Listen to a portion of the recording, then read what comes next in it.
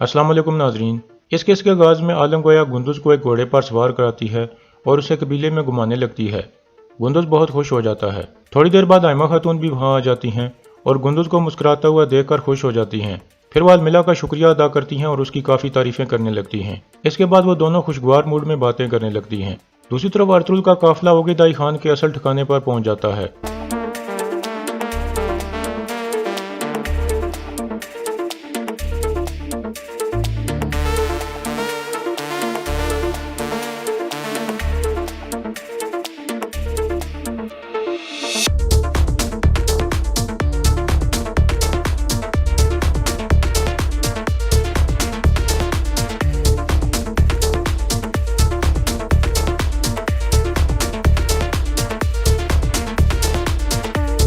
इतने में एक आदमी नुयान के सामने आता है। नुयान उसे कहता है, मेरे खान को बताओ कि मैं आ गया हूँ और उन्हें बताओ कि सुल्तान गियासुद्दीन ने अर्तुल साहब को एलची बनाकर भेजा है। यह सुनकर वो आदमी अंदर की तरफ चल पड़ता है। सब लोग घोड़ों से उतर आते हैं। फिर नुयान अर्तुल को कहता है, अगर तुम कोई खेल खेल रहे हो तो तुम्हें इसकी भारी कीमत चुकानी पड़ेगी। अर्तुल, खान के सामने मोहतात रहना। तुम्हारा एलची होने से खान को या मुझे कोई फर्क नहीं पड़ता। फिर नुयान कहता है, हमारी एक कहावत है, सोचो ज्यादा और बोलो कम। अगर तुमने कुछ ऐसा बोला जिससे खान को गुस्सा आ गया तो तुम यहाँ से जिंदा नहीं जाओगे और मैं अपने सबसे बहादुर दुश्मन को खोना नहीं चाहता। अर्तुल आगे से कोई जवाब नहीं देता और अपने साथियों को कहता है, आप यहीं रुक कर इंतजार करो। हमारी जिम्मेदारी मुकम्मल होने के बाद हम कबीले की तरफ वापस रवाना हो जाएंगे इंशाल्लाह। फिर अर्तुल और नुयान चलकर आगे आ जाते हैं। इतने में अंदर से एक आदमी आकर कहता है, ओगेदाई खान आपका इंतजार कर रहे हैं नुयान।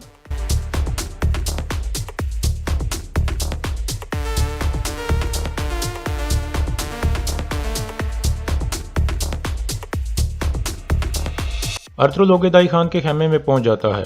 ओगेदाई कोई खत पढ़ने में मसरूफ था। इतने में एक आदमी अर्तुल के सामने खड़ा होकर उसका जायजा लेने लगता है और फिर ढोल बजाने लगता है। फिर दो सिपाही एक गर्म लोहा उठाकर वहां लाते हैं। वो आदमी कहता है, आपको इस गर्म लोहे के ऊपर से गुजर कर आना होगा अर्तुल साहब। अर्तुल उस लोहे के ऊपर से गुजर कर आगे आ जाता है। फिर वो आदमी कहता है, खुदा करे कि यह गर्म लोहा तुम्हारे अंदर की शैतानी रूहों को बाहर निकाल दे। थोड़ी देर बाद वो आदमी ओगेदाई को कहता है, मेरे खान, इस तुर के साथ शैतानी रूहें नहीं आईं। फिर ओगेदाई कहता है, सुल्तान ने मेरे लिए क्या पैगाम और तोहफे भेजे हैं अर्तुल साहब। अर्तुल कहता है, मेरे सुल्तान ने जो पैगाम भेजा है वो मेरी जुबान की नोक पर है और उनका तोहफा इस थैले में है ओगेदाई खान। ओगेदाई कहता है, क्या तुम्हारे सुल्तान का तोहफा खानों के खान ओगेदाई खान की शान के मुताबिक है। अर्तुल कहता है, इस थैले में आपकी हुकूमत की किस्मत है ओगेदाई खान। यह सुनकर ओगेदाई चौंक जाता है और अर्तुल की तरफ गौर से देखने लगता है। दूसरी तरफ काय कबीले में आलम गोया कहती है, क्या हुआ मर्गिन, क्या तुमने खत हासिल कर लिया है। मर्गिन कहता है, हाँ मैंने हासिल कर लिया है। इस खत में मंगोल जासूसों की हरकत का जिक्र है। इसमें बहुत अहम मालूमात है आलम गोया। आलम गोया कहती है, यह खत गुनल्ब के पास जाएगा मर्गिन। हमारे आदमी सल्जूक सिपाहियों की वर्दियां पहनकर गुनल्ब के पास जाएंगे। कोनिया और किले के दरमियान लाजमी कोई खुफिया अल्फाज होंगे जिससे वो शनाख्त करते हैं। गुनल्ब समझ जाएगा कि वो सिपाही मंगोल हैं। फिर वो उनका पीछा करके उनके असल ठिकाने का पता लगाने की कोशिश करेगा। मर्गिन पूछता है, तो फिर क्या होगा। आलम गोया कहती है, हम उन तीनों सिपाहियों को किसी और तरफ भेज देंगे। कुनल भी पीछा करते हुए उस तरफ चला जाएगा। इस तरह हमारा नाम साफ हो जाएगा। मर्गिन कहता है, और फिर वो मजीद हम पर शक नहीं करेगा। दूसरी तरफ अर्तुल ओगेदाई खान के सामने खड़ा था। ओगेदाई कहता है, यह कब से हुआ कि चंगेज खान के तख्त की किस्मत आपके हाथ में आ गई है अर्तुल साहब। अर्तुल कहता है, मैं जानता हूँ कि आप एक अजीम खान हो जो चंगेज खान के कवानीन के साथ वफादार है, लेकिन शहरों को आबाद करने की बजाय आप उन्हें जलाकर बर्बाद कर देते हैं।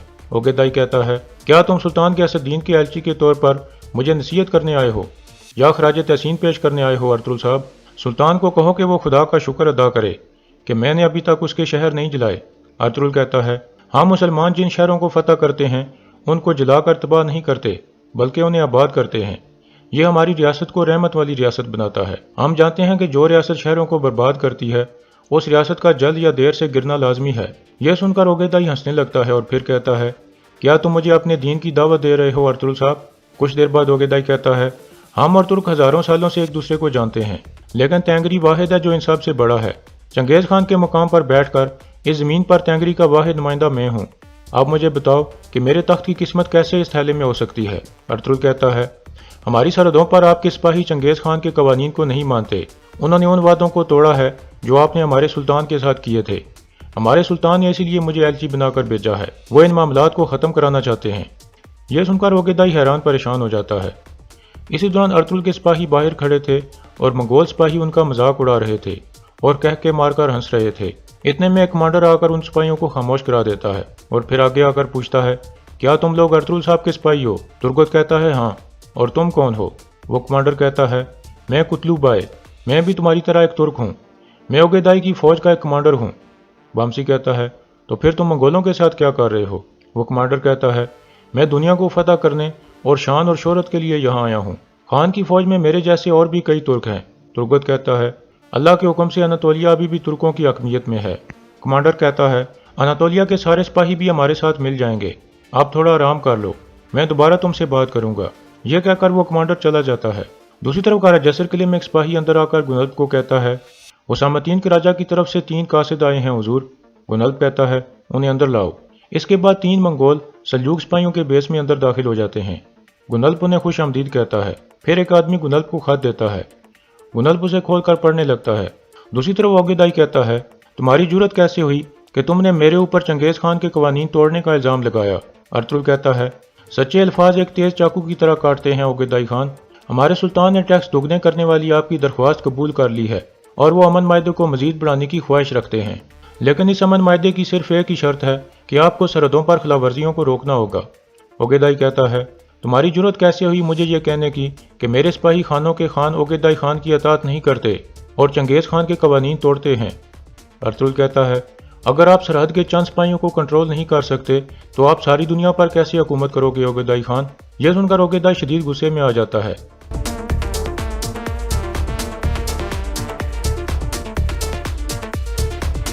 फिर ओगेदाई कहता है, मेरे सिपाही मेरे साथ वफादार हैं, तुम और तुम्हारा सुल्तान झूठ बोल रहे हैं। अगर तुम इस बात को साबित न कर सके तो तुम्हारी मौत मेरे हाथों से होगी अर्तुल। दूसरी तरफ खत पढ़ने के बाद गुनल्ब कहता है, उसामतीन के राजा ने मंगोल जासूसों के बारे में तफसील से लिखा है। आप लोग काफी दूर से आए हो और थक गए होगे। सफेद दरिया का पानी कैसा था? यह सुनकर वो आदमी कुछ सोचने के बाद कहता है, हमने काफी ज्यादा पिया है, वो अच्छा था। यह सुनकर गुनल्ब समझ जाता है कि यह सल्जूक सिपाही नहीं है, लेकिन वो जाहिर नहीं करता। फिर वो एक कमांडर को बुलाकर कहता है, यह सिपाही काफी थक गए हैं, इनको आराम कराएं। इसके बाद कमांडर उन सिपाहियों को बाहर ले जाने लगता है तो गुनल्ब उसे आवाज देकर बुला लेता है और कहता है, यह तीनों कासिद नहीं हैं, यह मंगोल जासूस हैं। कमांडर पूछता है, यह आपको कैसे पता चला हुजूर?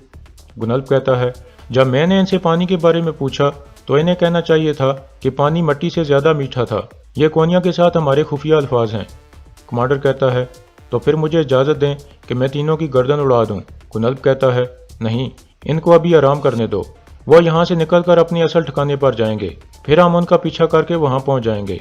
दूसरी तरफ अर्तुल कहता है, नुयान खुद इस बात का गवाह है कि कुछ नकाबपोश सिपाहियों ने हम पर हमला किया था जब हम आपके कैंप के नज़दीक पहुँच गए थे। वो सिपाही जानते थे कि इस थैले में उन कमांडरों के नाम मौजूद हैं जो आपके हुक्म की पैरवी नहीं करते। ओगेदाई कहता है, क्या यह सच है कि रास्ते में तुम लोगों पर हमला हुआ था नुयान? नुयान कहता है, यह सच है खान। फिर ओगेदाई कहता है, कौन है वो अर्तुल साहब? अर्तुल कहता है, ये वो लोग हैं जो चाहते हैं कि आप दानूब की बजाय सल्जूक ज़मीनों पर हमला करें।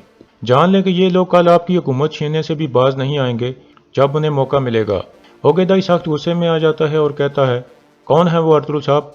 मुझे इस थैले में मौजूद नाम बताओ। इसके बाद अर्तुल के जहन में वो ख्याल आता है जब वो अपने खेमे में बैठकर सुल्तान गियासुद्दीन को एक खत लिख रहा था, जिसमें वो लिख रहा था, सुल्तान आप मुझे अपना एलची बनाकर भेजना चाहते हैं और सरहदों पर सिपाहियों की खिलाफवर्जियां रुकवाना चाहते हैं। ओगेदाई खान चंगेज खान के कवानीन की सख्ती से पैरवी करता है। अगर सरहदों पर उसके सिपाही खिलाफवर्जी करते हैं तो इसकी ज़रूर कोई वजह है। मुझे यकीन है कि ओगेदाई खान के कुछ कमांडर उसका हुक्म नहीं मानते। उनको जानना हमारा काम नहीं है, लेकिन यह साबित करना मुमकिन है कि वो मौजूद हैं। इसलिए आप महल में ये खबर फैला दें कि आप उन कमांडरों को जानते हैं जो ओगेदाई खान का हुक्म नहीं मानते और सरहदों पर खिलाफवर्जी करते हैं, और उन कमांडरों के नाम आप मेरे जरिए ओगेदाई तक पहुंचाने वाले हैं। अगर हम सच निकले तो वो कमांडर रास्ते में हमारे लिए जाल बिछाएंगे और वो नामों वाला थैला छीनने की कोशिश करेंगे। इसके बाद अर्तुल ओगेदाई खान को भी इस मंसूबे के बारे में बताता है तो वो ठंडा पड़ जाता है। फिर अर्तुल कहता है, इस थैले में सिर्फ एक ही चीज़ है और वो है अमन के मायदे का कागज़ जिस पर सुल्तान ने अपने खून से मोहर लगाई है। फिर ओगेदाई वो मायदे वाला कागज़ लेकर पीछे चला जाता है और एक कमांडर को कहता है, जाओ और उन मरे हुए आदमियों के चेहरे देखो। जो अर्तुगरुल साहब के जाल में फंसे थे। यह सुनकर वो कमांडर बाहर निकल जाता है। फिर ओगेदाई बैठकर कहता है, मैं इस मायदे पर आपके सुल्तान की शर्त को मानते हुए मोहर लगाऊंगा, और वो भी अपने खून के साथ।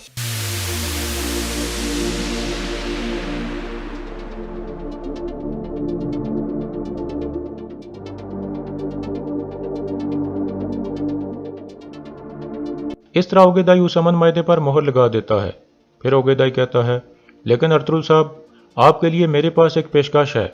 यह सुनकर अर्तुगरुल सोच में पड़ जाता है।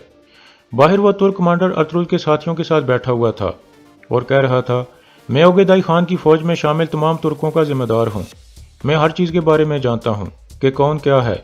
सल्जूक रियासत तकरीबन ख़त्म हो चुकी है। अनातोलिया के सिपाही भी माले गनीमत के लिए ओगेदाई खान की फौज में शामिल हो जाएंगे।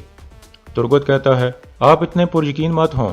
अनातोलिया में अभी भी ऐसे बहादुर मौजूद हैं जो माले गनीमत में कोई दिलचस्पी नहीं रखते। यह सुनकर वो कमांडर कहता है, लेकिन हम फिर भी उनको अपने साथ शामिल कर लेंगे। हम कुछ ऐसा करेंगे कि वो बगैर कोई सवाल किए हमारे हुक्म की पैरवी करेंगे। यह सुनकर तुर्गुत को वो ख्याल आता है जब स्लेबियों ने उसे कैद कर लिया था और नशा और दवा पिलाकर अपने बस में कर लिया था। इसके बाद वो कमांडर उठकर चला जाता है। उसके जाने के बाद तुर्गुत कहता है, यह वाज़ेह हो गया है कि ये लोग अनातोलिया में अपने जासूस भिजवाकर तुर्कों के दिमाग खराब करने की कोशिश करेंगे। हमें यहाँ से निकलना होगा बामसी, इससे पहले कि ये हमारे साथ कुछ करें।